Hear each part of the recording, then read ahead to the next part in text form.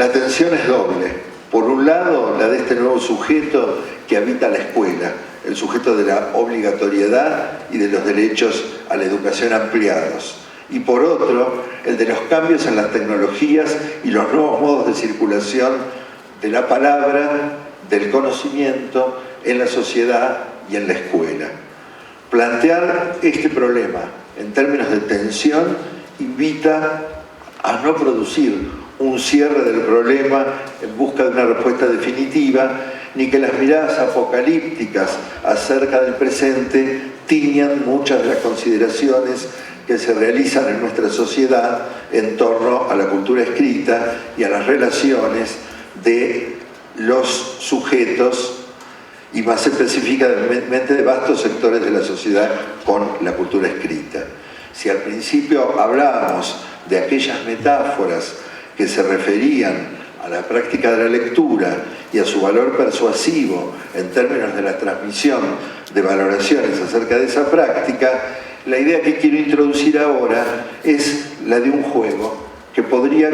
convertirse en una batalla, si ustedes quieren, entre metáforas, entre representaciones, entre valoraciones, no solo acerca de estos nuevos objetos y tecnologías de la palabra que nos rodean, sino una batalla por lo que pensamos acerca de los sujetos y sobre todo acerca del modo o de los modos en que los sujetos se relacionan con esos objetos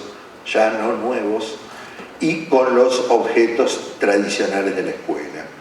Y me detengo en esta cuestión del sujeto, de un sujeto que es invitado por la escuela a participar de la experiencia de la cultura escrita, que primeramente es alfabetizado en el sentido más restringido del término y que una vez que ha adquirido unas ciertas destrezas, se lo invita a una diversidad de experiencias, con textos, con saberes, con conocimientos, con disciplinas, encarnadas en formas discursivas cada vez más complejas, entre las que se encuentran los discursos de las ciencias sociales y de las ciencias naturales y de la matemática, etc. Y por fin la literatura, acaso como el punto culminante en los desafíos retóricos que la práctica de la lectura y la escritura escolar nos podría estar solicitando. La escuela persiste y esto es bueno y para eso estamos acá, para persistir. Pues este, por ejemplo, es un evento dedicado a la literatura infantil y se hace cargo de la existencia de una cada vez más vasta producción cultural, editorial, que es la literatura para niños y jóvenes. La vieja pregunta por la enseñanza literaria vuelve a cobrar sentido otra vez a la luz de la consolidación de la literatura infantil y juvenil en el mercado editorial y en relación con su presencia en las políticas públicas de lectura. Es una tendencia reconocida desde México a Argentina el desarrollo de programas para la dotación de colecciones y acervos de literatura para bibliotecas escolares y bibliotecas de aula. En este sentido, y hace ya más de 20 años, el italiano Remo Ceserani decía que la literatura ofrece a vastos sectores que la escuela ofrece a vastos sectores de la sociedad la única oportunidad de tomar contacto con la dimensión de lo literario y más allá de los los destinos lectores de sus estudiantes, en la escuela parecen cristalizar representaciones duraderas acerca de lo que la literatura es, concepciones sociales acerca de la literatura de gran arraigo y persistencia. La literatura es expresión de la subjetividad, la literatura transmite mensajes trascendentes, la literatura entretiene, pero deja enseñanzas, la literatura es el ejercicio de las bellas letras, el lenguaje de la literatura se diferencia por definición de la lengua cotidiana, lo literario reside en el ejercicio de un lenguaje exclusivo y podríamos seguir y decir la literatura es un asunto más de mujeres que de varones, etcétera, etcétera, etcétera. ¿Cómo enfrenta la escuela estas representaciones cruzadas, en tensión, acaso contradictorias? ¿Y cómo incluye a los nuevos sujetos que son obligados a transitar por ella, a participar de la experiencia de la lectura, la escritura y el conocimiento? Las respuestas a estas preguntas nos invitan a realizar una reflexión acerca del sentido o del valor de educar, que estaba presente en el título de esta conferencia. Porque en principio educar significa que hay otro que está presente ahí. El otro está ahí y por eso presumimos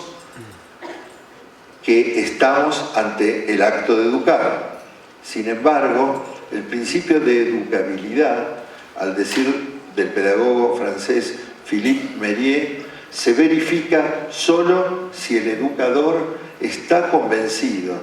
dice Mérier, comillas, no solo de que el sujeto puede conseguir lo que se le propone, sino que él mismo, el educador, es capaz, él y solo él, de contribuir a que lo consiga. Es nuestra mirada de educadores, cierro comillas, es nuestra mirada de educadores la que vuelve posible el hecho de educar. Y esto, asumido como una opción, en términos de Mérier, supone la responsabilidad de creer en nuestro poder. Pues dice el autor, comillas, el principio de educabilidad desaparece si no es empleado por un educador que frente a un ser concreto cree a la vez e indisolublemente que este último conseguirá hacer aquello que él intenta enseñarle y que él mismo, el educador, tiene el poder suficiente para permitir este éxito y debe actuar como si fuera el único en tener ese poder. Cierro comillas. No hay renuncia posible, ni delegación. El educador no cree ni comunica que otro lo podrá hacer mejor que él. La dimisión educativa, dice Mérier, la renuncia,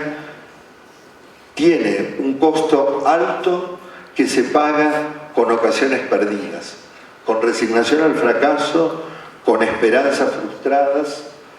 quizá con vidas arruinadas, dramatiza Mérier. La dimisión, la renuncia, supone creer y decir que uno nunca tendrá influencia en el destino del otro, que uno no podrá facilitar sus aprendizajes ni favorecerá su inserción social. Y es este el acceso a valores al que ni la escuela ni el educador habrán de renunciar. Reconocer al otro como un sujeto que está no solo aprendiendo, sino forjándose un destino, supone reconocerlo en su identidad. ¿Quién es el otro? Comprendido en la singularidad de su historia familiar, social, cultural y podríamos decir lingüística. Supone un reto al educador que evitará las generalizaciones acaso típicamente escolares. Los niños de la sala de 5 que son revoltosos, los niños de 11 que están desatentos en clase, los adolescentes que ya no se interesan por la lectura o los adultos mayores que ya no están en condiciones de seguir aprendiendo. En cada uno de estos enunciados hay encerrado un juicio injusto. Hay, diría, una sentencia de la que puede no haber retorno. De algunas sentencias no se vuelve. La opción de educar, el valor de hacerlo, no es obturar, no es decretar sin más que toda acción educativa es ya sin sentido, imposible o inútil. Llevado al campo de las relaciones de los sujetos con la cultura escrita, imaginándonos acaso una cierta idea del lector que la escuela estuviera propiciando, afirmo, en el sentido de lo que vengo exponiendo, que aquellas actitudes de los maestros o de los profesores que juzgan de manera negativa acerca del desinterés por la lectura de niños, jóvenes o adultos, o que ratifican esa ausencia en los resultados obtenidos en evaluaciones que señalan las grandes dificultades para la comprensión de textos o la gran impericia para escribirlos, ¿acaso estén construyendo ese camino hacia el fracaso, entendido como lo inexorable? Cuando esto afirmo, no estoy negando que día a día, maestros y profesores, advertimos y estamos seguramente preocupados por las dificultades que observamos en el desarrollo lingüístico de nuestros estudiantes, y es seguro que esas dificultades existen. Lo que digo es que el camino hacia el mejoramiento no se construye a partir de una relación pedagógica que se defina desde la pura negatividad. No es proyectando sobre los propios sujetos una carga de advertencias y frustraciones que podrán salir adelante. Es más, es muy probable que si flexibilizáramos en algo los parámetros a partir de los cuales evaluamos, advertiríamos que junto a aquellos datos objetivos que nos hablan sobre déficit lingüísticos de nuestros estudiantes, se presenten otros datos, otras evidencias u otros datos no tan evidentes que den cuenta de lo que el filósofo francés Michel Desserteaux llamaría otros modos de hacer, otras prácticas que corren por cuenta de los sujetos, que acaso aparezcan imperceptibles para la escuela, porque la escuela ha decidido qué es lo que quiere ver, qué es eso que está evaluando, pero no advierte sobre otras posibilidades de lectura, de interpretación, que los sujetos están poniendo en juego. Unas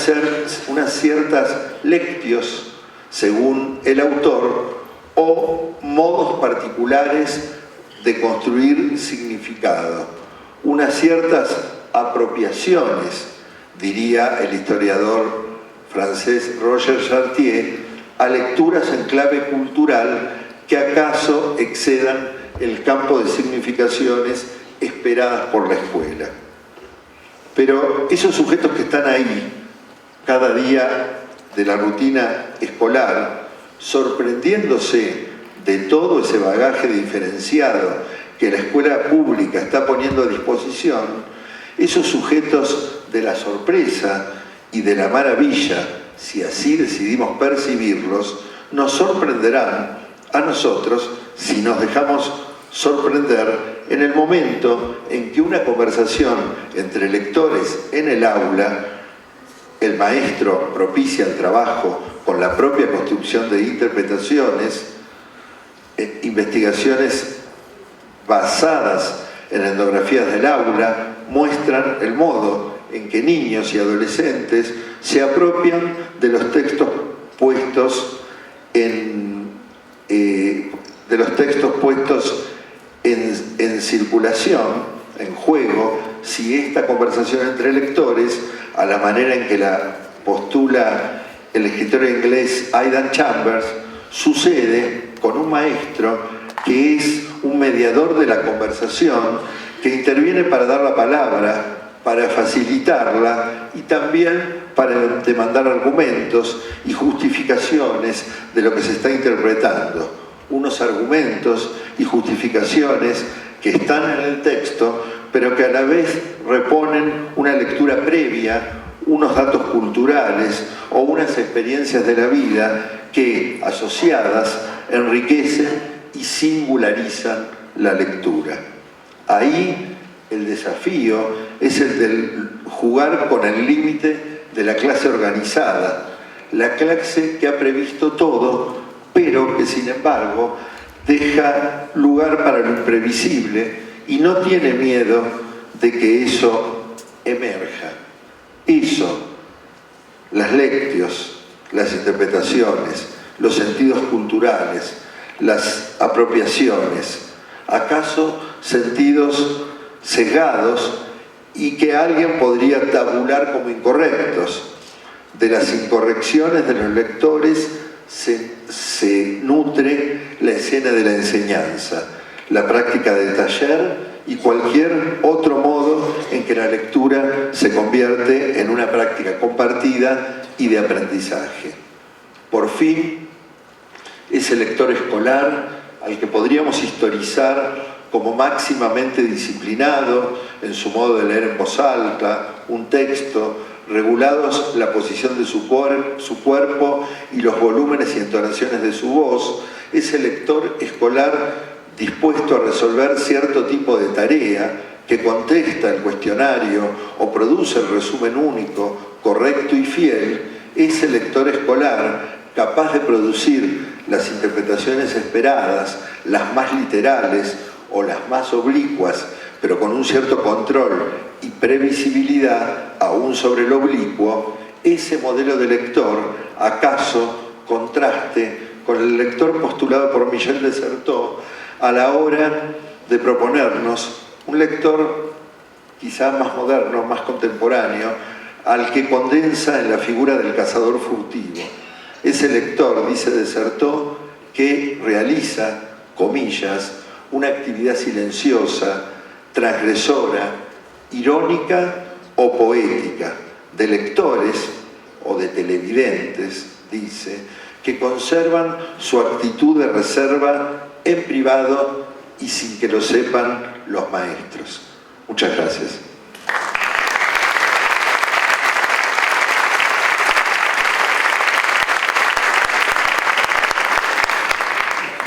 Bueno, creo que estaba previsto un tiempo para el diálogo y aquí estoy dispuesto a seguir pensando juntos estas ideas.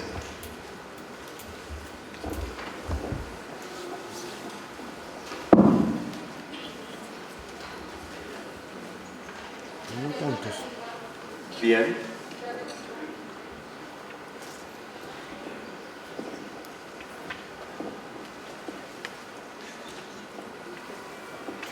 Muchas gracias por sus palabras. Yo creo que todos los que somos maestros quisiéramos ser el cazador furtivo de esas interpretaciones clandestinas, privadas, que presentan oposiciones que se oponen a la comprensión única, etc. Sin embargo, la sugerencia o el casarnos con las nuevas formas de enseñar, el proyecto de aula, los talleres, las actividades libertarias, salirnos de los textos canónicos, también tienen el riesgo de caer en el esquematismo, en una postura prescriptiva de lo que hay que hacer, en las configuraciones didácticas que debemos adoptar como alternativas a lo más esquemático y criticado. Díganos cuál es su consejo para no perder la alerta epistemológica sobre el quehacer docente. Bien, hice una referencia sobre el final a la idea de clase, ¿no? Porque cuando escribía pensaba, ¿debo referirme a la clase? Sí, debo referirme porque venía esa pregunta, precisamente, que tiene que ver con que quizá durante mucho tiempo hemos generado, incluso desde el ámbito de la promoción de la lectura, una falsa alternativa, ¿no? Entre trabajar la lectura en el aula y trabajar la lectura en los otros espacios, con la idea de que el aula, por el propio arraigo de sus tradiciones y por la propia fuerza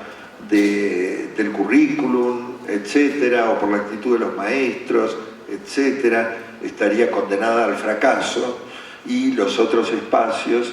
por su libertad y la expresividad y no sé cuántos otros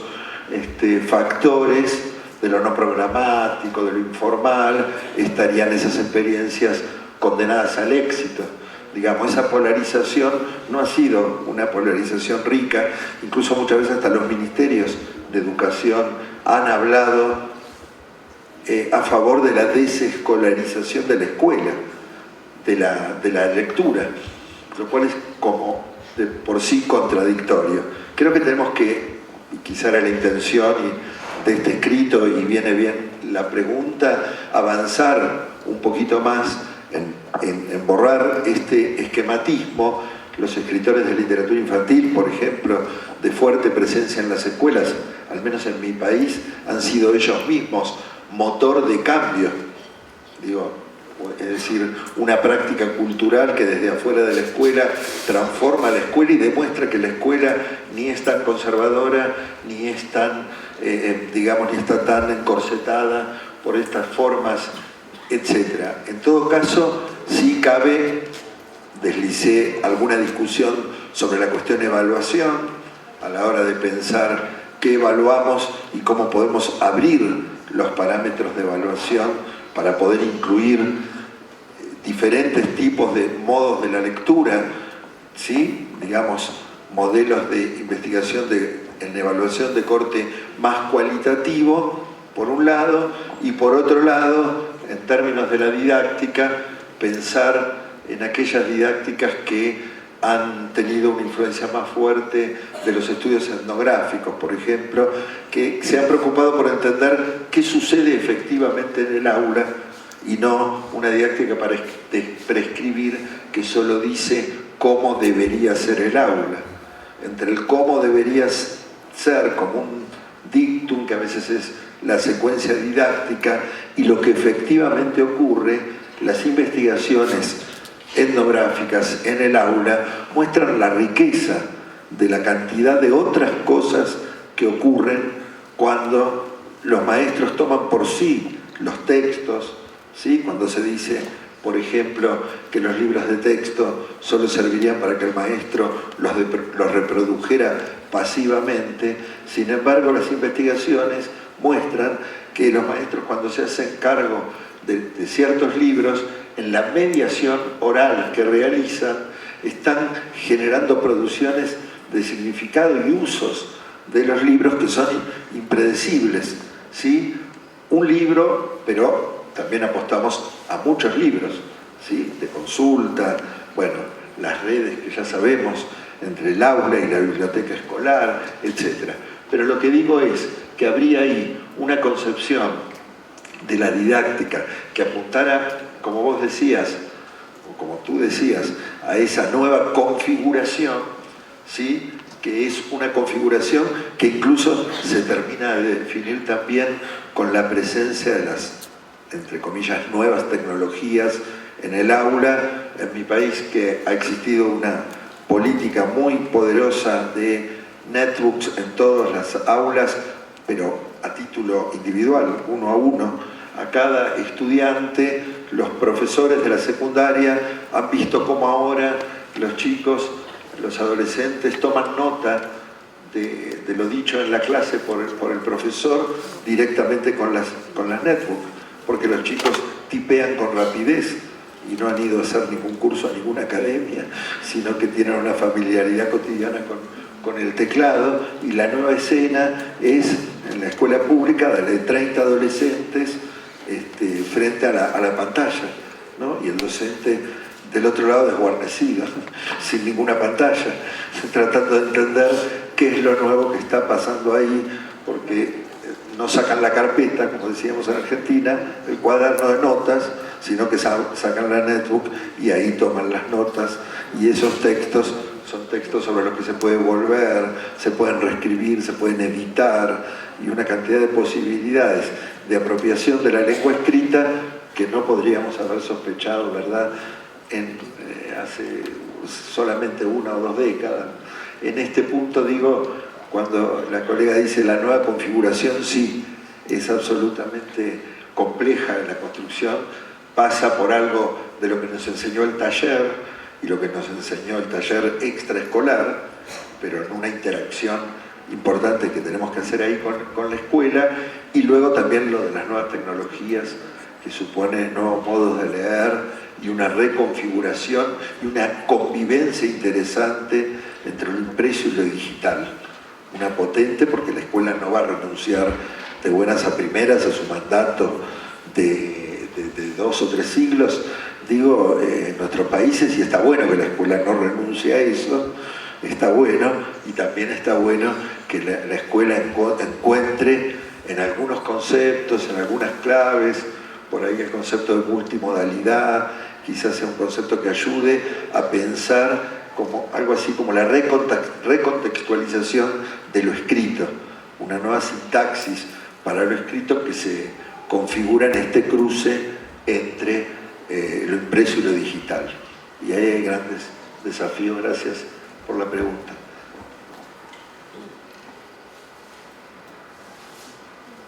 Profesor Bombini, buenos días. Buenos días. Me llamó la atención de su exposición dos cosas. Bueno, creo que tres. Espero que no me haya inventado la primera, porque una cosa es que entendí que a la escuela, a la institución educativa, de todas formas, digamos, es su responsabilidad apoyar a los niños, niñas y jóvenes a hacer ese tránsito por una cultura universal y demás, y en eso juega un papel importante la lectura. Pero lo que más me llamó la atención fueron dos cosas. Uno, el concepto de educabilidad, en donde entendí que usted dice, este concepto tiene como planteamiento fundamental que, si bien es cierto, hay una persona joven a quien un profesional acompaña y uno como profesional de la educación, como profesor, espera que él aprenda, asume una gran responsabilidad de que si él aprende es porque yo me comprometo con él y no dejo en él su, digamos, como eso de que, o mejor, lo digo de otra manera, porque yo creo que él puede aprender y porque yo asumo el reto de que yo lo logro. Ese es un tema, ¿cierto? El otro tema es eso que, no sé usted bien cómo lo dijo, pero lo entendí, que uno como maestro en el aula tiene que asumir el riesgo de lo no programado. O sea, obviamente uno lleva una planeación y le apuesta algo, pero también hay que ser muy sensible a leer lo que pasa ahí como maestro poder asumir. Entonces eso me lleva a mí a pensar, y quiero preguntarle a usted con sus equipos y por las diferentes partes que ha pasado, ¿ustedes qué han pensado sobre ese ser humano que somos los maestros? Porque a mí me parece que, por supuesto, que la didáctica, la metodología, los enfoques pedagógicos, todo eso aporta y a uno lo enriquece y lo nutre. Pero en concreto estamos nosotros de carne y hueso, con una historia personal, nacional, contemporánea y demás. ¿Qué reflexión han hecho ustedes alrededor de ese maestro en perspectiva de lo que le atañe a la institución educativa? Bien, respecto a lo que decías al principio, no es apoyar, es creer, y esto de la creencia tiene que ver con un contraste que establezco con lo que dije al principio. Ciertas metáforas de la bonanza de la lectura, que esas ya están consolidadas, pero luego otras representaciones que se transmiten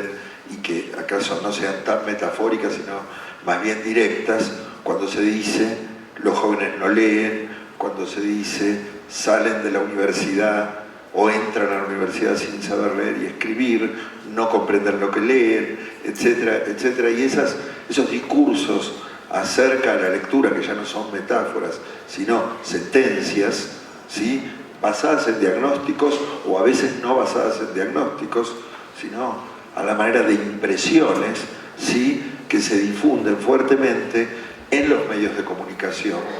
¿sí?, pero que tienen un poder de penetración en la escuela y se configuran en algo que forma parte de cierto discurso escolar que habita, digo, nadie es responsable de esos discursos, sino que los discursos habitan, se construyen socialmente. En ese punto, esta idea de la responsabilidad o de la opción de educar que plantea Méliès es volver a esa creencia, pero en el sentido más profundo del término, que tiene que ver con recuperar ese poder de mi rol como maestro, que es el del pacto de la educabilidad, el de creer que ahí es posible,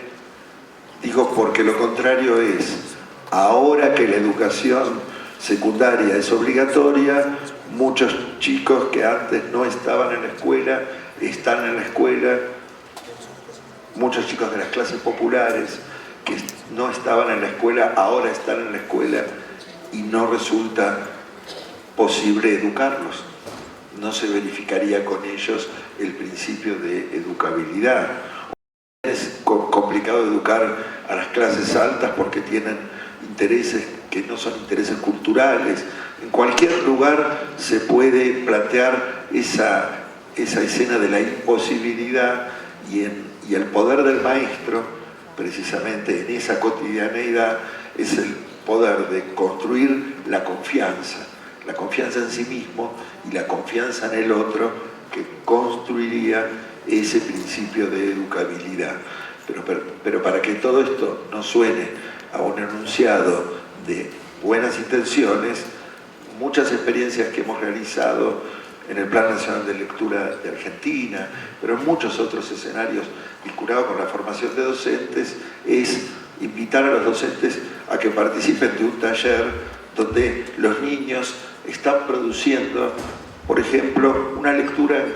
en torno a cualquier texto literario, al que se leyó aquí esta mañana de Yolanda Reyes, por ejemplo. Y cuando los maestros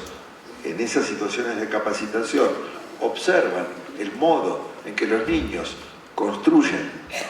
sentido, deliberan sobre los textos, avanzan con las interpretaciones, es decir, comprenden lo que leen,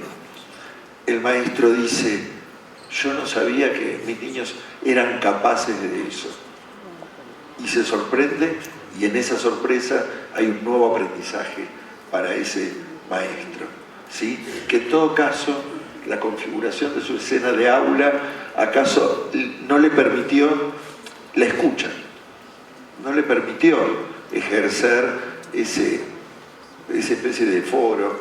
digamos, de trabajo en torno a la lectura, y no digo solo de los textos literarios, cualquier texto informativo, cualquier texto de la ciencia, cualquier texto de divulgación para niños bien escrito, invita a estas formas de participación. Y lo segundo de tu pregunta, y que tiene que ver con la anterior, de los modos de planificar, nosotros venimos en la Universidad de Buenos Aires y en red con colegas de otras áreas y de otras disciplinas, no solo de lengua y literatura de la secundaria, que es mi origen, sino gente de la matemática, de la ciencia, pero no solo de secundaria, sino también de primaria y de inicial. Estamos haciendo un recorrido referido a nuevas formas de escritura de la práctica, a nuevas formas de prever la práctica, diferentes a la planificación, entendida exclusivamente como la escritura de una secuencia didáctica, sino que estamos asumiendo formas que llamamos más narrativas de la producción, de lo que llamamos guiones, y le agregamos el adjetivo guiones conjeturales, ¿sí? Como textos anticipatorios de la práctica, que en su escritura, textos que son objeto de discusión, de grupos, de colectivos, de ateneos de la práctica, etcétera, y que en su escritura están teniendo en cuenta las posibilidades, la imprevisibilidad, es decir, que no pierden el foco respecto de qué es lo que se está proponiendo enseñar ahí, pero que a la vez prevén la posibilidad de lo que llamaríamos el plan B o el plan C, eso que los mejores maestros sabemos hacer mejor, que es buscar la alternativa cuando en ese momento, ¿sí?, las cosas se producen de un modo diferente a lo que nosotros habíamos previsto para esa aula que no es exactamente la que yo esperaba esa mañana, pero tengo esa flexibilidad, esa posibilidad de improvisar, ¿no? Porque pensaba el otro día, la palabra improvisación en el campo de la música es una palabra muy bien vista, ¿no? Porque un yacero improvisa, o en el concierto de piano hay una zona donde el intérprete improvisa sobre la base melódica y armónica de lo que dejó el compositor, ahí se luce, pero el docente que improvisa es un improvisado. Y esto ya tiene un sentido despectivo. Y yo volvería a pensar cómo es que ese docente improvisa en el sentido de que encuentra las mejores soluciones durante la marcha de su tarea,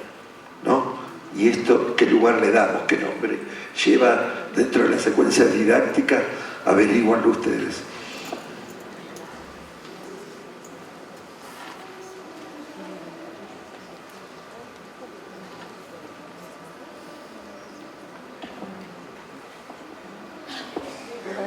Si no hay más preguntas. Preguntas no.